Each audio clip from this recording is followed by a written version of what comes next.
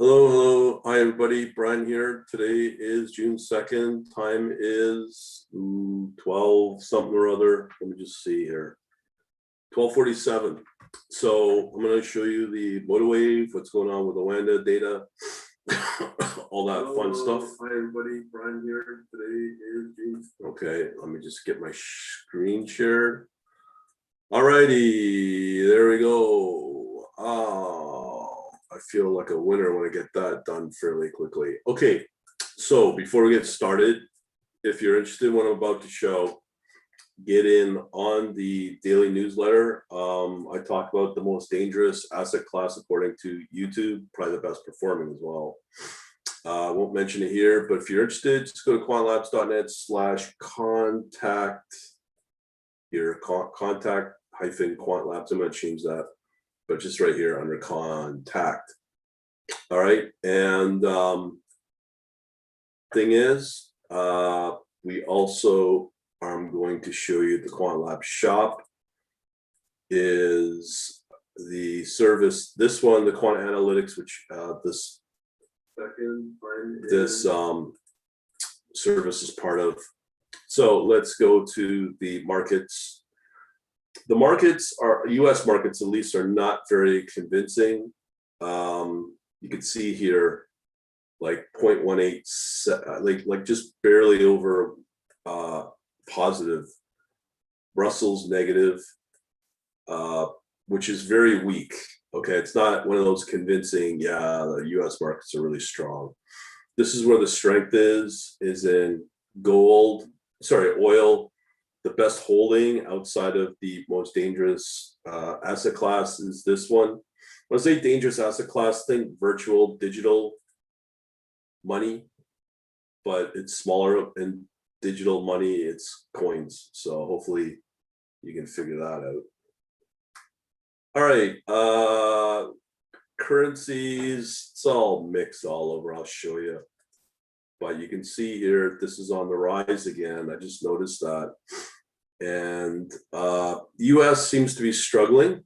I'm going to show you here what I'm saying. A lot of it's the same old over the last two videos I've done. So right now we have Australia, USD. Somebody asked about that. One thing is, if you're looking at a video more than a few days, probably even more than a day old, that question's irrelevant, most likely, just due to the fact that these just like the other asset class can change very quickly. So I can't really answer those. You're just better off to watch these as much as possible and on a timely basis as well. The yen is looking okay. The Canadian dollar, the same. And then we have these other pairs that are doing okay when they're on top like this. They got to be doing okay. I'm just looking at the daily view here, but they're just topping out here. Anyways, let's go to the bigger coin forex pairs. See, a lot of things have been flat. This is GBP USD. Pound against the Australia is really choppy. But I do think that the British seems to have better performance.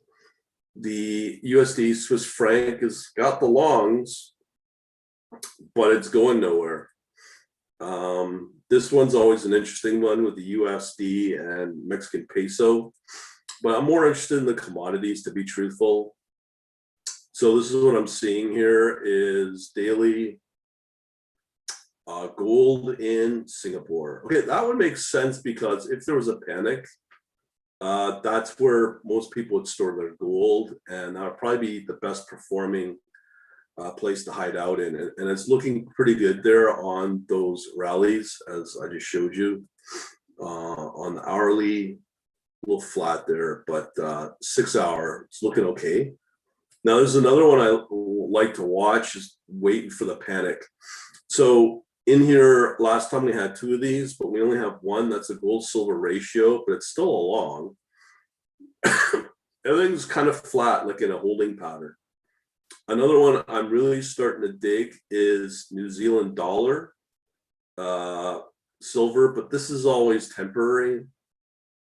No different than when I say, if there's a panic, it will all go into Scandinavia, like Norway, Sweden, or Denmark.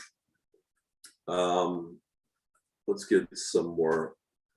The Asian ones you want to watch, okay? You got a long and a short here for Australia, Hong Kong. Same. And let's see what's going on. The Australian USD has got a short. Another problem currency, a big one, is the euro. You can see here it's doing not bad against the euro, Japanese yen, but it's got a short. It's probably a missed opportunity. I'm not a huge fan of currencies, by the way.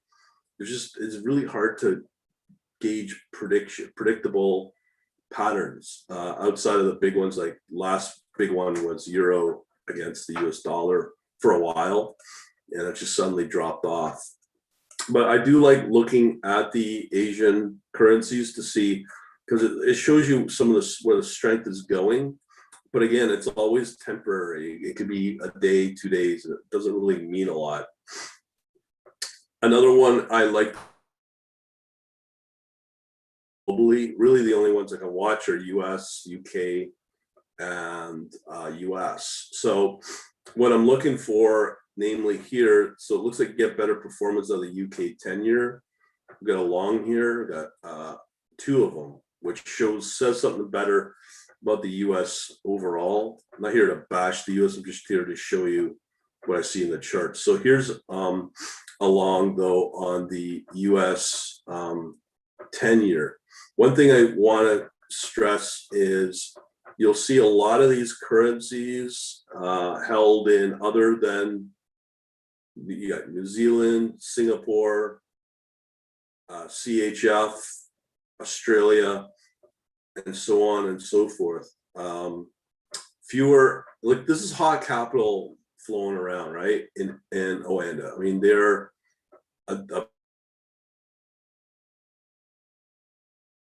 that's why I use them. Plus, you get other countries and other assets that you wouldn't get in other forex brokers. So this is a good little way, poor man's way, to look at the world view of where things are shaping up. So here we have more longs in the USC CHF. Doesn't mean a lot, but it's good just to watch it. Now, this can be an important statement. I've been saying this probably for the last week. Up until here, April 12th, all the way up to here, May 12th, there was an inflationary trade that you would have reaped really well off of commodities like agriculture, soybean here. And it's been in decline, and it's been kind of like trying to inch its way up. This is a potential, but as you know, I'm more the kind that wants top performance. I want to know where I'm going to get best return for where I put cash. So right now in this video, I'm saying gold. So this may turn out to be good. We just got to have a certain point of entry to see if this goes somewhere. But you can see these little rallies that kind of just drop out. But I think a lot of agriculture, you'll start to see that inflation start to hit in late summer. You know, so when it comes to harvest season. More CHF. There are longs, so maybe it might go up. I'm not going to sit here and be an oracle on that. I'm seeing more of these trades here, pound against the US dollar, but it's been very flat. Wouldn't bother tying up money in that. New Zealand's another one. New Zealand USD got a short, very flat, choppy, no predictable anything in that. Okay, Australia, Canada in decline there. Okay, now we get into the US market. So I've already mentioned the returns, just been flat, like really flat. That's NASDAQ. Short there on the S&P, another short. It's got 3, 4, right there. So look at the UK 100, but it's got some long. So you might be better off to put capital into the UK because you might get better potential performance, and that's possible. US top 30 for short. And so the US stock market overall equity market is not going to be your top performer for now. Again, I don't make the rules. So look at all these pound trades, shorts there for US dollar. Okay, so 2 shorts there. See what happens with the New Zealand. It's got a long. Okay, so New Zealand's been kind of performing a little better than most of them, and usually New Zealand that you look at. Canada, same thing. It's just UG on Canada. Japan yen, a little bit of performance there. Whoop-de-doo. Some shorts on the Australian. This is a really talked about pair as well. US dollar, Canada. This should be doing really well, and it's just kind of not. And it's got like a long there. But again, it's just something I don't really pay attention to. Japanese USD, Japanese yen's very mixed as well. And again, a lot of that has to do with, you would think that Japan would do really well, but because of its debt and how it handles it, it's not a good balance sheet to work off of. But that's quite a lot there. We've got 1, 2, 3, 4, 5, and then we got USD, CHF. These are all safe haven trades. Got a couple of longs there on USD, CHF, Swiss franc, USD, Norway again. 1, 2. So again, 3 out of 4 longs for USD Norway. And again, more safe haven trades on the Scandinavian, USD Sweden long. And we also got one for the USD Denmark. Now, traditionally, I would have said Mexico would be part of that. There's a long there. I wouldn't put a lot of emphasis on that, just the way it's been performing. A few weeks ago, it looked like it was very promising, but Mexico is just not doing as hot as you'd want. Here's an interesting trade. Gold and pound. Look at that. That's a nice rally. That gold silver ratio is what the confusing part is. We got short. So it kind of washes either out the long or the short. This is more silver, but it's been very flat, as you can see here. And I'm not going to worry about mentioning it. There's a couple of longs here, but again, these are just something I don't really put a lot of emphasis on. Canada again. Oh, we got some longs there for Australia, Canada. Big deal. Let me get out of this. So again, you don't see a lot of pairs in Europe. Okay, it's in other alternative. It's Swiss, it's Australia, it's maybe even the pound there. I say Hong Kong, Singapore, and the Scandinavian as I showed, but no euro, no USD.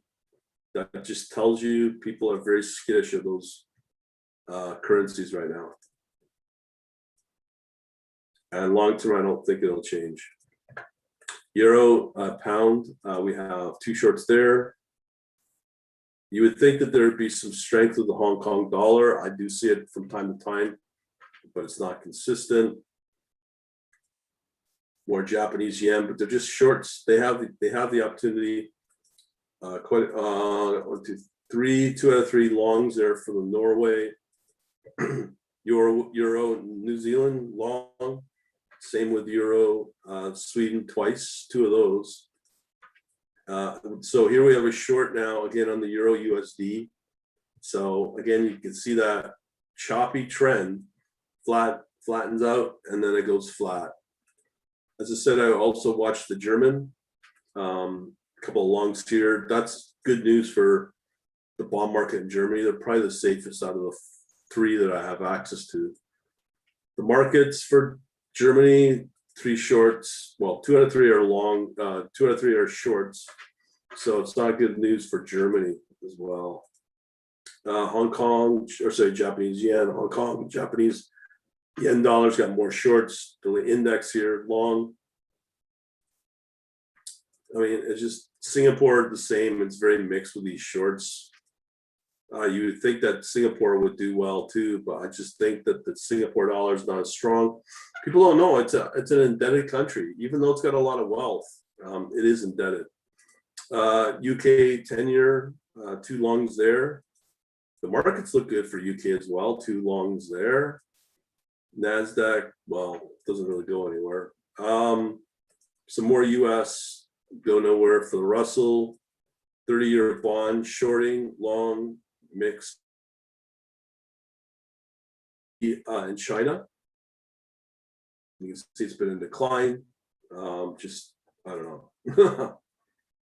SPX 500 short, another one. So that's what I'm saying. It's just not very strong. Same with the US top 30.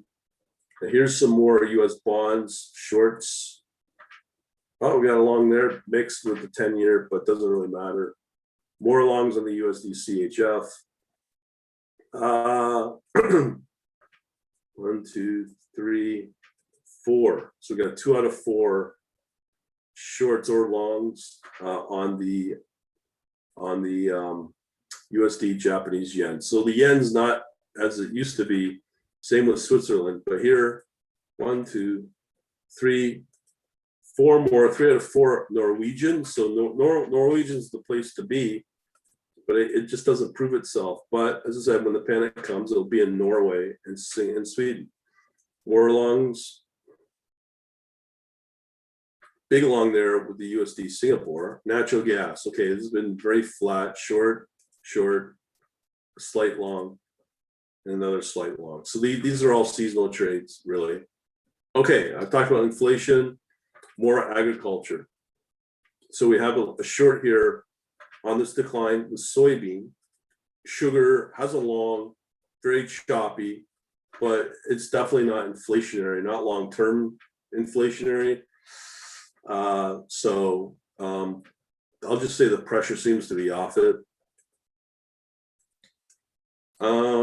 Canadian dollar again, flat with the pound against the dollar move. Man, there's a lot of very good here. Okay, so we have now more pound against the US dollar. 2 shorts there. New Zealand and Swiss franc shorts again. So New Zealand against the Japanese yen short. New Zealand against the USD. Oh, we got 1 short, 1 long. Okay, last bit here. Platinum. Short and a long. So that's it. Hopefully I'll help you out. Let me know what you think, and we shall talk to you later. Have a good day.